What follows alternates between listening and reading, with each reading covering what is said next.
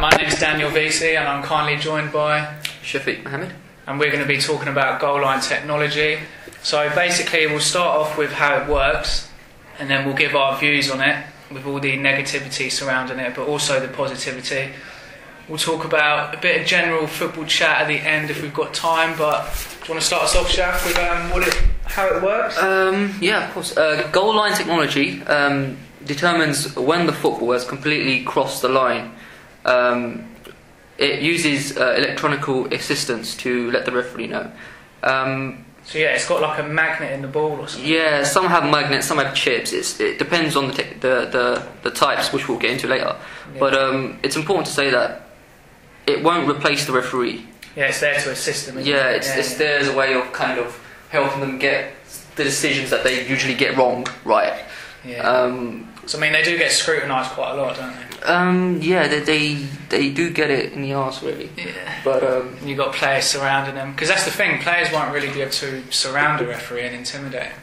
Well, they do, but they shouldn't. They do, but I mean, if goal line technology comes into it, that's the decision. You can't dispute it.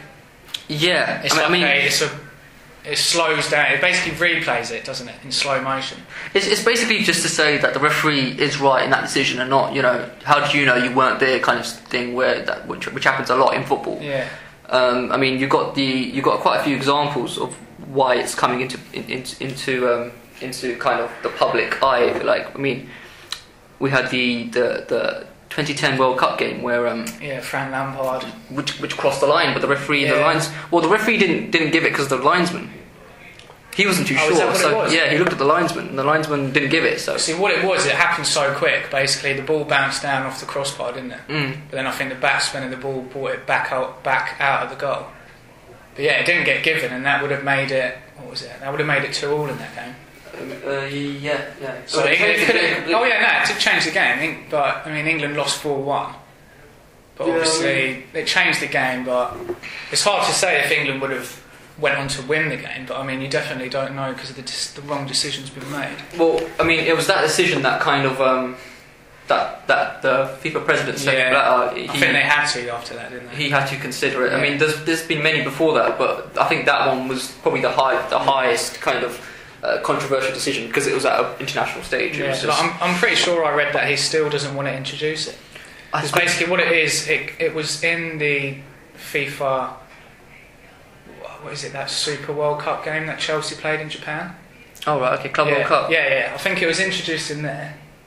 But I don't think there was any sort of controversial decisions for it to basically see if it had...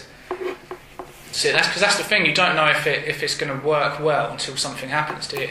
But it's just the idea of being assured that decisions will go your way. Yeah. Oh no, yeah. If I mean, until it happens, we will never know until it's been introduced or tested. Yeah, until it gets introduced, and there's going to be arguments and like campaigns for it anyway. So they have to bow down to it eventually. Yeah, it's and it's like you said, it's not to replace the referees, it's to assist them, it's to make games more fair. Yeah, I mean, what FIFA have done is they've since the World Cup game, they've kind of introduced like different types of technology itself. They've tested it out and stuff. So you got the Kairos GLT system. It's a German company that made it. Basically, the pitch itself has a magnetic field. Yeah. What they do is the ball is some kind of magnet, and it will detect when the ball has crossed the line. But there's been a lot of criticism towards it because obviously electronic pitch is kind of how many pitches in the world will have an electronic pitch? That's do you know what I mean? Yeah. So there's a bit of which one's the one that's going to be introduced? I'm pretty sure Hawkeye is... So yeah, I mean Hawkeye and Goal Ref they've both been given it's called a second phase where FIFA have said they like the idea and they would like to test it. I mean, as you mentioned, the one that was in the Club World Championships. I think that was Hawkeye. Yeah. Because what Hawkeye is just cameras situated at the top of these stadiums. Because it's like tennis. Yeah. They have Hawkeye cameras. I think, does rugby have like Hawkeye? Rugby, snooker. Interestingly though, in tennis, Roger Federer and Rafael Nadal have actually criticised it. They've actually proved it wrong. Have they? In several instances. What have they said? No, you got that? I haven't got that with me, but they have criticised it. They have proved it wrong. Although Federer has recently kind of backtracked and said, you know, because if it clearly shows the ball, because obviously in tennis you've got because what does the whole ball have to cross the line for it to be? Yeah, in tennis the ball, the ball has. Essentially, it's like football. The ball has to cross the white line. If there's a tiny bit of the ball left on the white line, that Hawkeye camera will show that one. Yeah. So sometimes I think it was in cloudy games and stuff where it's kind of blurred the line a bit, and it's said it's gone past, and they've been like, no, it hasn't. And also, but the thing is, in tennis it's a fast game anyway. It's probably faster than football. Of course. So, tennis is quick. I mean, 99% of the time it works perfectly. In tennis and snooker, rugby, it's been. Although it might be a bit more high regarded because it's like a league, isn't it?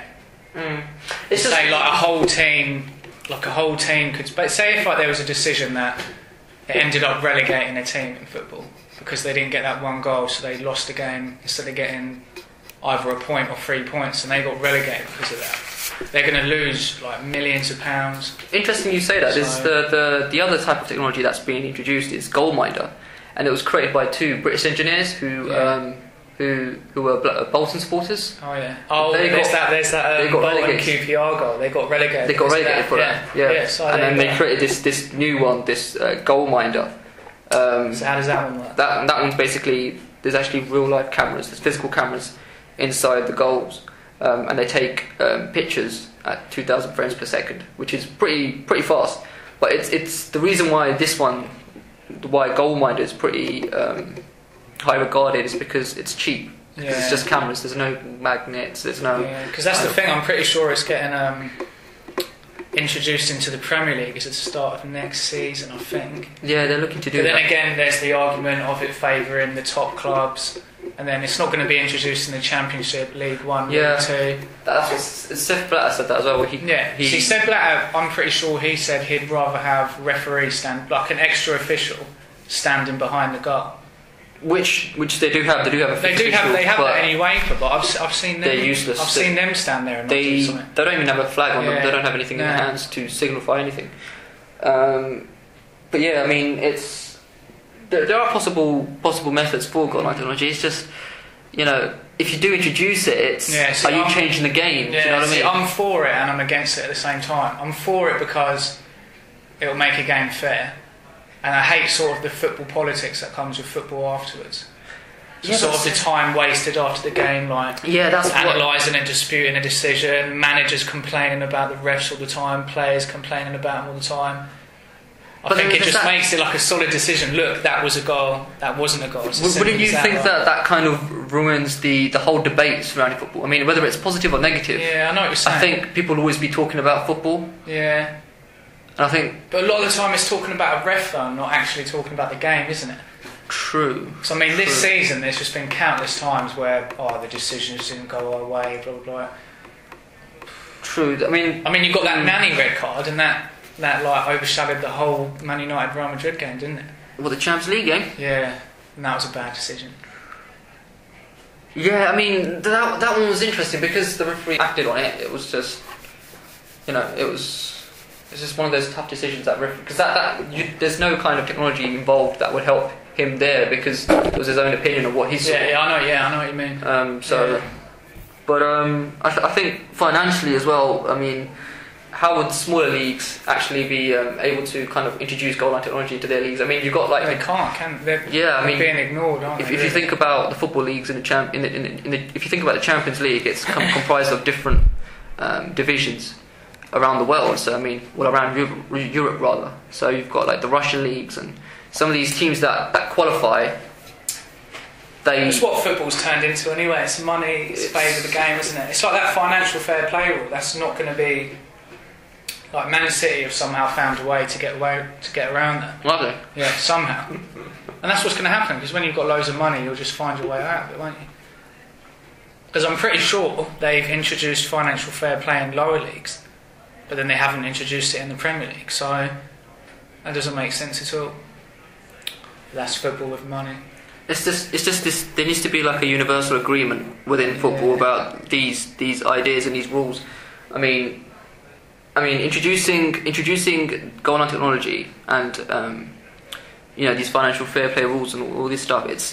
It's okay if you introduce it to the higher leagues, but how would you apply that to the smaller leagues? And then also there's this idea where... What it is, it's just basically you can only spend what you earn. Because, I mean, Man City, they don't turn over a profit, they lose money.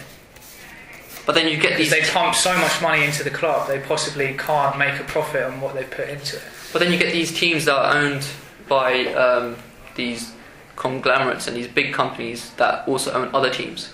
Yeah. And then you have them... So, I mean, like Watford, Chelsea and... Yeah, I mean, like Watford, for instance. See, Chelsea don't really turn. I think Chelsea made their first profit under Abramovich since he's taken over last year, a couple million. See, that says it all, doesn't it? Yeah, because what it is because they're not such a global franchise, and because their wage bill and the money he pumps into it, like, they don't turn over money. Like, if he was to walk out of that club, they'd plunge into debt and they'd find...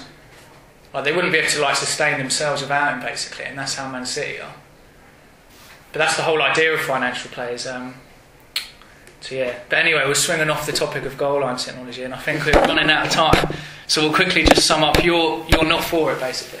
I think football has the ability to be played the same way everywhere in the world. Yeah, I think that's a good point. I mean, Seth Blatt labels that as universality. Basically, I mean, football can be played in the park just the same way it can be played in a stadium.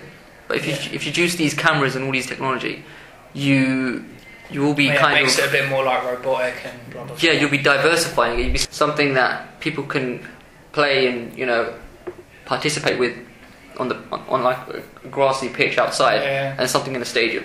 I think I'm not for football goal line technology. As much as it's been used in other sports, I just think football, it increases the debate. I like the debate aspect. I mean, the decisions are hard. The England decision, for instance, Frank Lampard's discard goal, I was fuming. But, I mean, looking back at it now, it's something that, I mean, we're talking about it right now. 4 years later. True. I just think it promotes the sport. I mean, whether it's good or bad, I think. What about you? I probably think it has to. I mean, it's going to get talked about till it is going to get introduced. And I'm pretty sure it is getting introduced in, the end of next season. So I guess people have just got to embrace it. That's just what the world's coming to, isn't it? More high tech, so you're going to get a demand for things like that. Pretty much. I mean, I'm sure football will keep changing, won't it? It's evolving all the time. So I guess technology will just become a part of it. It's a fear that it will lose itself. Yeah, but that's what it's doing. It's already doing it though, in terms of like the money and all yellow cards for nothing, red cards for nothing.